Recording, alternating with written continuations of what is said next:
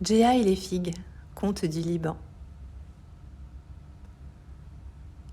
Dans un petit village du Liban vivait Djéa. C'était un homme dont on disait qu'il était idiot, paresseux. Mais en fait, il était bien malin, Djéa. C'était le plus malin. Il aimait prendre son temps dans la vie. Il aimait profiter des choses simples. Il aimait se coucher tranquillement dans sa petite maison, profiter du temps qui passe, du soleil et de la nature qui l'entourait.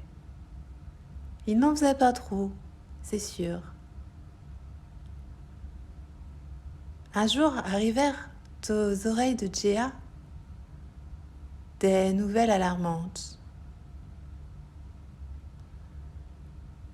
Le sultan avait décidé de visiter tous les villages et de se faire offrir un cadeau exceptionnel pour son anniversaire. Mais Djéa avait pas du tout envie de travailler pour offrir un quelconque cadeau à un homme qui n'en avait pas besoin.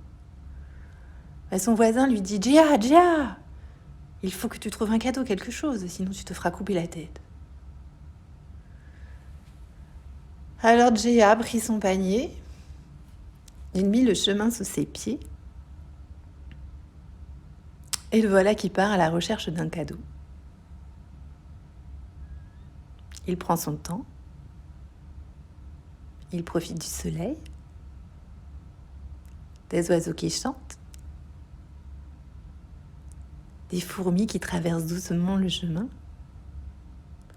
Et puis une fois que Djéa a bien avancé, il est déjà un peu fatigué, il fait chaud. Il voit un champ de navets. Alors il s'arrête avec son panier et il se dit « Ah bah ça c'est toujours utile, un bon navet pour faire une soupe. » Voilà une bonne idée de cadeau. Alors Djéa, il ramasse un navet, il le met dans son panier. Il ramasse un deuxième navet, il le pose dans son panier avec le premier. Un troisième navet, un quatrième navet, un cinquième navet, un sixième navet. Au bout de 10 ou 15 navets, il soulève son panier et... Oh là là là là là là, non, ça va pas du tout. Ce panier, il est beaucoup trop lourd pour Djéa. Et puis, il repense à ce que lui a dit son voisin, que s'il n'offrait pas de cadeau, il allait se faire couper la tête. Alors, il prend son courage à deux mains avec son panier et le voilà reparti sur le chemin. Comme le panier est lourd, il décide d'écourter un peu sa balade, alors il prend un chemin de traverse qu'il connaît bien. Et puis là, il se retrouve dans un champ de figuiers. Elles sont belles, bien violettes. Elles sont mûres, bien sucrées. Il y a les abeilles, les guêpes qui tournent autour des figues. Et là, Djéa, qui est un peu fatigué, puis qui a un petit peu faim aussi, il se dit qu'il va s'arrêter, puis qu'il va manger une figue. Alors il en cueille une, juste à sa hauteur, là. Il la porte à sa bouche. Un délice. Un délice. Et là, il se dit, mais oui, mais voilà, mais bien entendu, bien sûr, mais ça fera encore un cadeau bien meilleur que les navets. Une figue. C'est si doux, c'est si bon, c'est si sucré. C'est du bonheur dans la bouche. Alors il savoure sa figue. Il renverse son panier de navets. Et il met des figues à la place. Une figue, 2 figues, 3 figues, 4 figues, 5 figues, 6 figues, des dizaines de figues. Il a bien rempli son panier. Il y a beaucoup plus de figues qu'il y avait de navets. Ça c'est vraiment une bonne idée. Alors il reprend son courage à deux mains pour finir son chemin, et puis son panier aussi.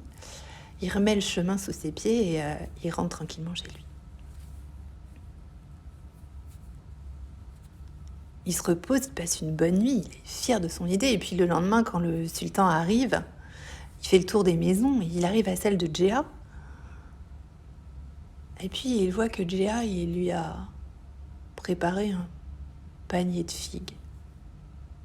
Alors il le regarde, puis il lui dit « Mais Djéa, des figues, mais tu te moques de moi? Tu n'as rien de mieux comme cadeau ?» Et il demande à ses gardes d'attraper Djéa et d'aller le pendre la tête en bas au figuier. Et puis là, il y a une sorte de conseil avec tous les habitants. Il n'y a personne pour défendre Djéa. Et le sultan, il dit à ses gardes, cet homme s'est moqué de moi, qu'on le lapide. Alors les gardes, ils regardent autour d'eux, mais avec quoi, sultan? Avec quoi est-ce qu'on va le lapider? Avec ces figues, vous n'avez qu'à prendre ces maudites figues. Alors le premier garde, il envoie une figue sur Djéa et Djéa, il se met à rire. D'abord, il rit tout doucement. Et puis,